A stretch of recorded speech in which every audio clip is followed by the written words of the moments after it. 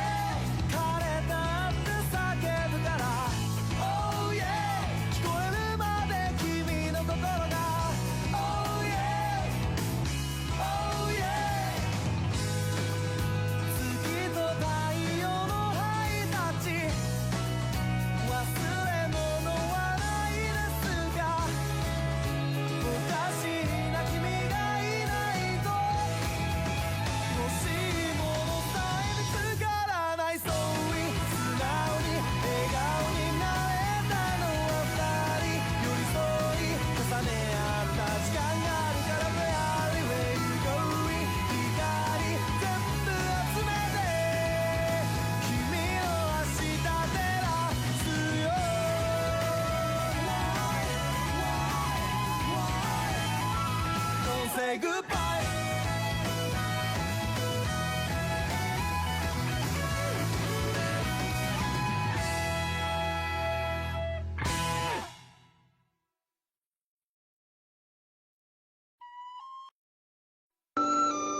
Ang daungan ng bayan, Harjion. Excuse me po, sir. Natsu, nandito na tayo sa Harjion. Bilis, bumangon ka na. Bilis mo Okay na po dyan. siya? Oo naman, lagi talaga siya nagkakaganito. Ayoko na. Hindi na ako sasakay ng tren kahit kailan. Kung tama ang impormasyon natin, dapat nandito si Salamander sa bayan na to. Tayo na. Magpapahinga muna ako saglit. Ha? Iligtas mo ako! Bakit? Umalis na yung tren. Episode 1, Fairy Tail! Ano? Meron lang nag-iisang tindahan ng mahika dito sa buong bayan? Oo, mas pinagkakabuhay ang kasi ng mga tao rito ang pangingisda kaysa sa mahika. Wala ka halos makikita rito gumagamit ng mahika, kaya ang tindahan na to, tinayo para magbenta sa naglalakbay ng mga salamangkero. Ay, kung ganun pala, wala rin ako mapapala sa lugar na to. Huwag mo na ba sabihin yan? Para malaman mo, meron akong binibenta bagong gamit na gustong-gusto ng mga babae. Heto, tingnan mo ang itsura nito. Ito ang tinatawag na Colors Magic. Nagagawa nitong palitan ng kulay na suot mong damit depende sa gusto mo. Nagpapalit ng ganito. Meron na akong ganyan. Ayan! Ang hinahanap ko ngayon yung mga malalakas na kikis. Ay, hindi pang karaniwan na hinahanap mo eh.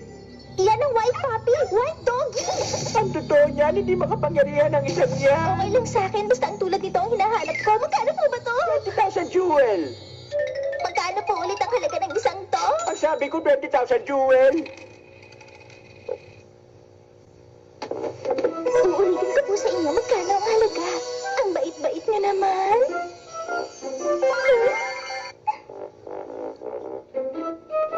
Kainis, 1,000 jewel lang ang binawas na sa presyong binigay niya.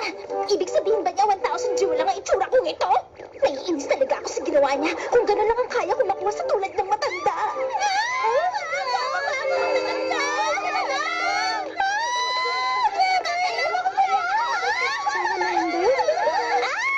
Ang sinasabi ng mga taong gumagamit ng fire magic na hindi nabibili sa tindahan. Nandito siya sa bayan. Talaga ako. Kasar. Nakasakay na naman ako ng isa pang tren. Natsu, magaling kang sumakay sa mga bagay eh. Gutom na ako kanina ba? Ang problema, wala na tayong natitirang pera. Sabihin mo nga, Happy, tama ba na ang hinahanap natin si Salamander ay isang ignil? Oo, hindi ako maaaring magkamali. Ang Fire Dragon ay isang ignil. Ganun ba? Si Salamander! Pinag-uusapan lang natin siya pero hindi ko inaasahan magpapakita siya agad.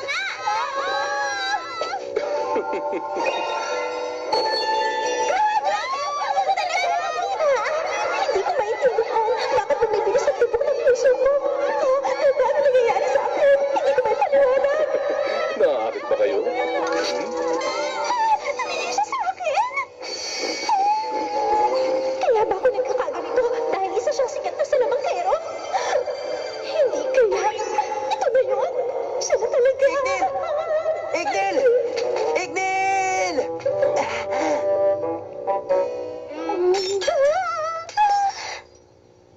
Teka, sino ka naman? Ano? Kung sabihin kong ako si Salamander, maniniwala ka ba? Umalis siya! Umalam naman ang mas salamangkero sa salamander. Humingi ka sa kanya ng tawan. Ano ba ang problema niya? Tama na yan, girls. Pabayaan nyo na lang siya. Mukhang hindi naman niya intensyon saktan ng damdamin ko. Ito ang autograph ko. Ipagmalaki mo sa mga kaibigan mo. Wag na. Sa tuwing ko, nagkamali tayo. Pasensya na pero meron pa akong kailangan gawin sa ibang taongan kaya aalis na ako. Magic Red Carpet!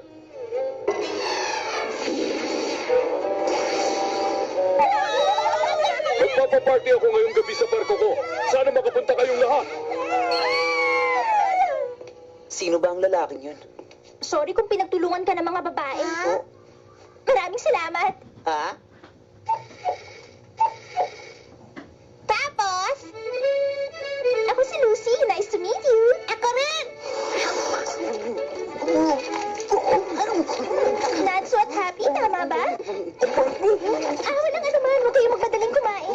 Nabibigla kasi ako sa pangyayaring nakikita ko. Naalala ko yung matandang 1,000 jewel lang ang tingin sa akin. Habang nandun tayo sa labas, napansin niyo ba na gumamit ng charm spell yung tinatawag nilang salamander? Isa yung klase ng hypnosis spell. Nagkagawa ng mahikang yun na makapang-akit ng mga tao, lalo na sa mga babae. Sa pagkakaalam ko, matagal nang pinagbawal ang pagbenta nun. Ginawa niya lang yun para lang maging sikat siya. Nakakahiya talagang tulad ng lalaki. Pero salamat sa ginawa niyong pakikialam. Dahil doon nawala yung charm, kaya ito ang paraan ko ng pasasalamat sa inyong dalawa. Gumbo? Alam ko wala sa itsura ko, pero ang totoo isa akong salamangkero. Pero wala pa ako naiisip na klaseng guild eh. Naalala ko palang bigla. Ang guild ang pinupuntahan ng mga salamangkero kapag merong pagtitipon para magbahagi ng impormasyon at kumuha ng misyon. Marami nagsasabing hindi ka isang salamangkero hanggat hindi ka sumasali sa isang guild. Pero ang totoo niyan, napakaraming guild ang meron sa buong mundo at nabalitaan ko mahirap makapasok lalo na sa mga sikat at kilalang guild. Ang gusto ko ay yung guild na magkakaroon ako ng kakilalang malalakas sa salamangkero. Ang gagawin ko, gusto ko nang masalihan pero nahihirapan akong pumili. Ngayon? Pasensya ka na sa mga sinasabi ko. Alam kong iniisip mong para na akong nababaliw. Pero pinapangako ko, sasali talaga ako sa isa sa mga guild. Nararamdaman ko makakakuha ko doon ng maraming mahihirap na misyon. Sa tingin mo? Ang daldal mo pala? Teka lang. Naalala ko bigla, parang meron kayong hinahanap at tinatawag kanina. Oo, meron nga si Ignil. Nabalitaan namin nandito sa bahay na to si Salamander. Kaya naisip namin alamin kung totoo pero mukhang nagkamali kami. Hindi talaga siya mukhang salamander kahit anong tingin ko. Fire Dragons kasi tulad nila kaya iniisip ko na Ignil talaga ang itsura niya. Matanong ko lang, anong klaseng tao naman ang tinutukoy yung Fire Dragon? Hindi kaya siya isang tao. Ang Ignil ay isa talagang tunay na dragon. Oo, isa nga talaga siyang tunay na dragon. Kahit na dito sa mundo ng mahika, ang mga dragon ay mga nilalang na hindi basta-basta nakikita ng mga tao kung saan-saan. Imposible nga tulad din basta magpakalat-kalat sa bayan! Ano? Ngayon na lang naisip ang bagay na yun? Hindi bale, kailangan ko na rin umalis pero tandaan nyo, hindi nyo kailangan magmadaling kumain. Salamat po, balik po kayo ulit. Salamat sa kabutihan mo sa amin! Tumayo nga kayo kung napapahiya eh. Okay lang yun, patas sa tayo, tutan niligtas nyo ako, kaya wag nyo nang alalahanin. Pero hindi natin siya intensyong iligtas talaga kanina. Pero nilibre niya tayo. Alam ko na. Eto, sa italag to. Ayoko na!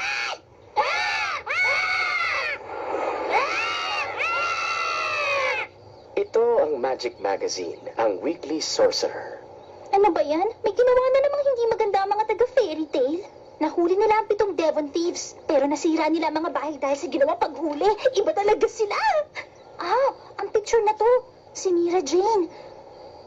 Pero paano kaya makakasali ang tulad ko sa fairy tale? May ginagawa kaya silang interview? Hindi ako makapaghintay na makasama sila. Siguradong astig ang mga kasali doon. Tama ba narinig ko? Gusto mong sumali sa fairy tale? Salamander! Kanina pa kita hinahanap. Personal kitang iniimbitahan na dumalo sa party na gagawin ko sa barko ko.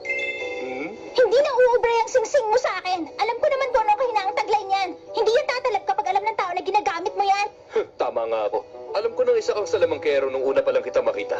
Pero ang mahalaga, pumunta ka sa party ko mamayang gabi. Hindi ako pupunta. Ayokong dumalo sa party na ginawa ng isang pipitsuging tulad mo. Pipitsugin ang tingin mo sa akin. Gagamitin mo ang charm para lang makuha mo ang kasikatan? Gagamitin ko to para maging mas masaya ang lahat. Hindi ba mas maganda kung may artista ka nakasama sa party habang sumasayaw? Di ako makapaniwala ng isang sikat na salamangkero mahina ang utak. Ah, gusto mo nga palang sumali sa fairy tale, hindi ba? Di mo pa ba narinig ang tungkol sa sikat na salamander ng fairy tale? Oo nga pala. Isa ka sa mga salamangkero na kabilang sa fairy tale, di ba? Tama ka sa sinabi mo. Kung gusto mong sumali, kakausapin ko lang ang guild master namin. Napakagandang pakinggan ang party gagawin mo. Ang galing mo naman magbago ng isip. Alam mo ba yon? Sa tingin mo ba, malaki ang pagkakataon kung makasali ako sa fairy tale? Oo naman. Basta kailangan mo yung sikreto ang tungkol sa charm na hawak mo. Oo, sige ba? Magkita na lang tayo mamaya sa party. Sige, magkita tayo sa party! Ginamitan niya yata ako ng charm. Pero, ayos na! Makakasali na ako sa fairy tale! Kailangan ko lang magpanggap na walang nalalaman tungkol sa kung anong meron siya.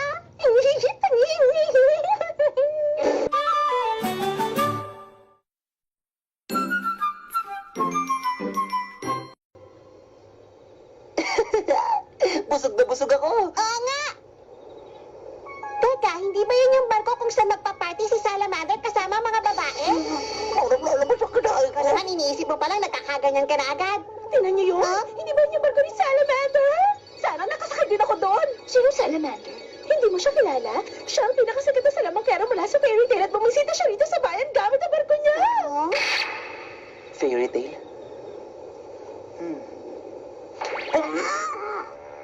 Ah, fairy tale. Lucy ba ang pangalan mo? Napakaganda. Salamat. Magsimula tayo sa pagtutoast. Ngayon dahan-dahan mong buksan ang bibig mo. Hayaan mong matikman at malasahan ang sarap ng wine. Na naman! Kailangan kong tiisin to. Magagawa ko to. Anong ibig sabihin nito? Gumamit ka ng isang klase ng mahika na nakakapagpatulog ng tao. Matalino ka palang babae. Hindi mo pa rin ako naiintindihan. Gusto kong sumali ng fairy tale pero hindi ibig sabihin nun pumapayag na ako maging babae mo ko. Ang dali mo palang mautong babae ka. Ano nangyayari dito? Maligayang pagsakay sa aking barko. Kailangan mo magpakabait hanggang sa dumating tayo sa boss ko. Magandang binibini. Ano sa boss ko? Paano na yung pagsali ko sa fairy tale? Panahimik ka na lang. Isa ka na lang ngayong gamit na ibebenta ko para sa pangangalakal. Ang sama mo. Ganun din ang mangyayari sa ibang babae. Yan ang boss namin si Salamander. Ang daming benta sa pagkakataong to. Ikaw talaga.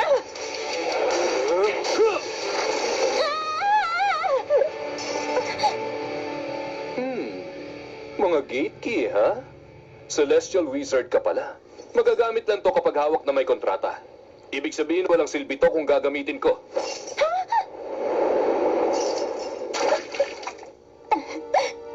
Anong problema ng lalaking to? Hindi makatarungan ang ginagawa niya. Kung gano'n, ito ang... Ibig sabihin ang pagiging salamangkero ng fairy tale. Ginagamit ang mahika sa kasamaan at panloloko ng mga tao. Pinakamalala ka salamangkero.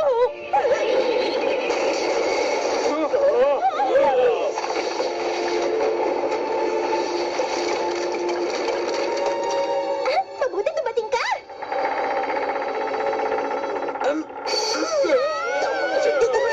Huwag mo sabihin seryoso ka! Lucy,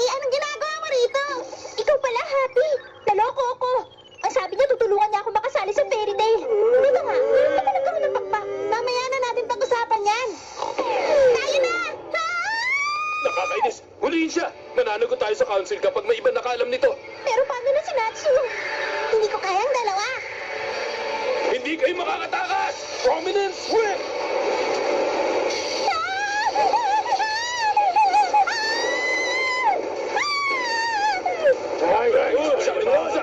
Yun eh! Ikaw!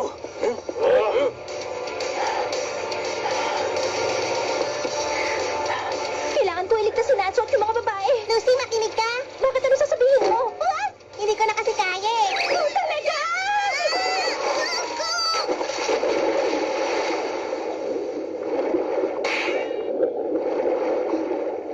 Ang mga susi ko. Aray ko, Yan! aray. Basta ang mahalaga sa akin, makapit muna kami sa boss.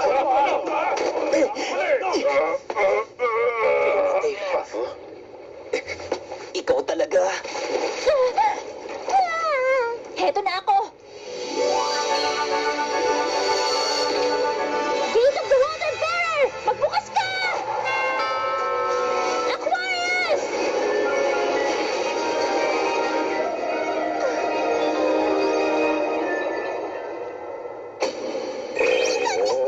Minahon ka lang. Ang galing mo! Para malaman mo, isa akong Celestial Wizard. Gumagamit ako ng gate keys para tumawag ng Celestial Spirits mula sa ibang dimensyon. Aquarius, gamitin mo ang kapangyarihan mo para itulak ang barkong yun at papuntahin sa pampang. Nakita ko, sinungitan mo kung babaeng isda ka, ha? Ano? Hindi ka dapat nagre-reklamo ng ganyan sa kanya. Nakakainis kang babae ka. Makinig kang mabuti. Sa susunod na ihulog mong susi ko, humanda ka. Pasensya na, hindi namin sinasadya.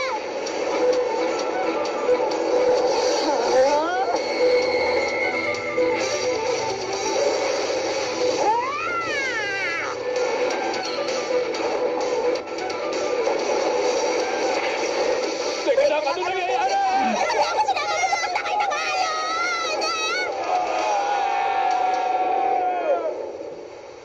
Anong iniisip mo, Aquarius? Tama ba na pati ako dinamay mo? Sayang.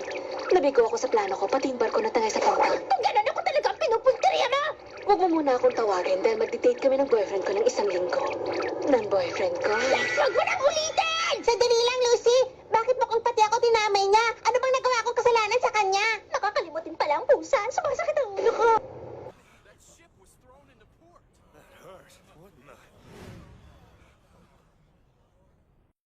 Natsu! Tama bang pinagkakalat mong isa kang salamangkero mula sa fairy tale? Eh ano naman sa'yo? Dali, huliin niyo siya! Oo! Tignan mong mabuti ang mukhang to. Natsu! Huwag kang mag-alala. Nakalimutan kong sabihin isa ring salamangkero si Natsu.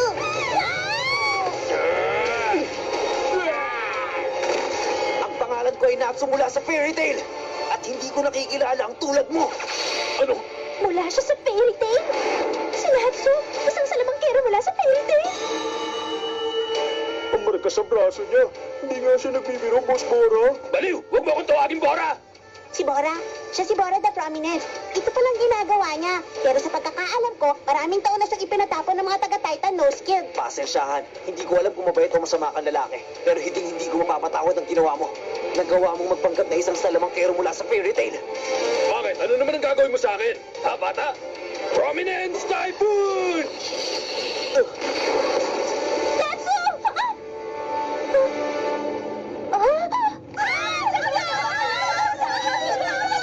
Hindi ako nanghihinayang natapusin ng tulad mo mayabang. Ang pangit ng lasa. Ha? Ano? Isa ka ba talagang fire wizard? Alam mo bang hindi masarap ang apoy mo?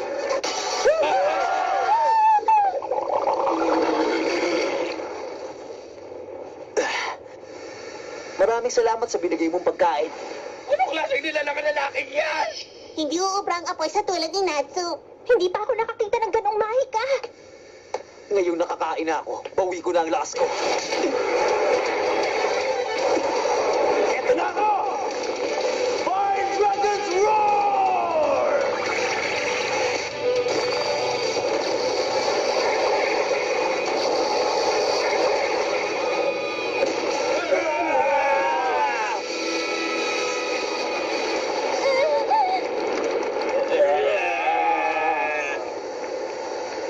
Boss Bora, parang nakita ko na siya dati. Lalaki may pink na buhok. na may scarf na parang kaliskis. Siya nga yun. Siya ang tunay na. Tunay na salamander! Tandaan niyo itong mabuti. Ganito ang tunay na isang salamangkero. Mula sa fairy tale! Red shower! Kumakain siya ng apoy at ginagamit niya panuntok ang apoy sa kalaban niya. Isa ba tuloy yung mahika ang ganon? Bumubuga ng apoy ang baga ng isang dragon at pinoprotektahan siya ng kaliskis mula sa apoy. Ang kuko ng dragon ang bumabalot sa apoy. Yan ang klase ng kapangyarihan na kayang baguhin ang parte ng katawan mo na katulad ng isang dragon. Yan ang makalumang spell. Ano ibig mo sabihin? Yan ang klase ng kapangyarihan na pinaglalaban sa mga tunay na dragons. Talaga? Hell Prominence! Dragon Slayer Magic. Itinuro yun ni Ignil kay Natsu. Eto tanggapin mo!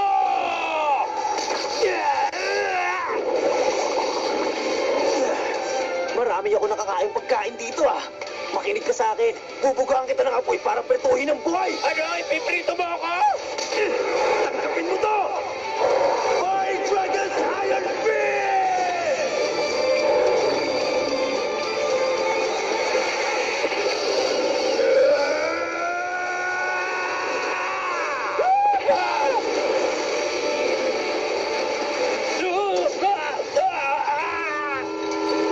Natsu, hindi magandang gamitin ang apoy para magprito ka ng tao. Tandaan mo yan.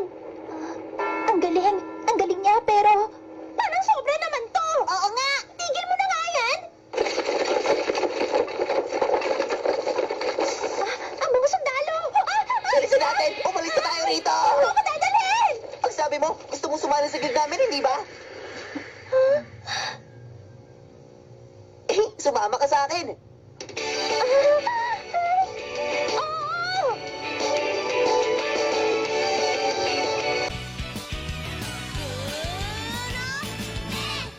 どこかへ連れてってブリキの馬に乗って二人で片思いのゴールは言葉にできないから絶対涙が出ちゃう弱虫だねあなたのこと思うたびに月の夜はいつもうさぎを探してるぐの寝てないくらいに魔法かけられたみたいずっと夢から覚めないの恋は独り言ぐの寝てないくらいに全般に好きなんですどんな呪文を唱えたら伝わるのでしょう完璧グーの音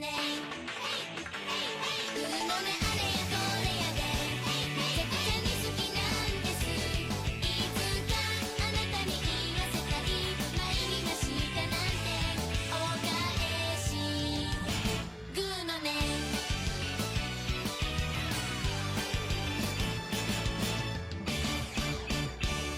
グーの音も出ねえぜ I'm sure that before I join Fairy Tale, they're gonna make me interview with them. First impressions are important with things like this, so I'm gonna practice. Greetings, my name is Lucy. No, that's probably way too formal for them. Hiya, I'm Lucy. What's up? Ugh, two teenage girls. Next time, Fire Dragon, Monkey, and Bull. I've gotta be more energetic and say something they'll remember me by. I am Lucy! Whoa, that was just scary.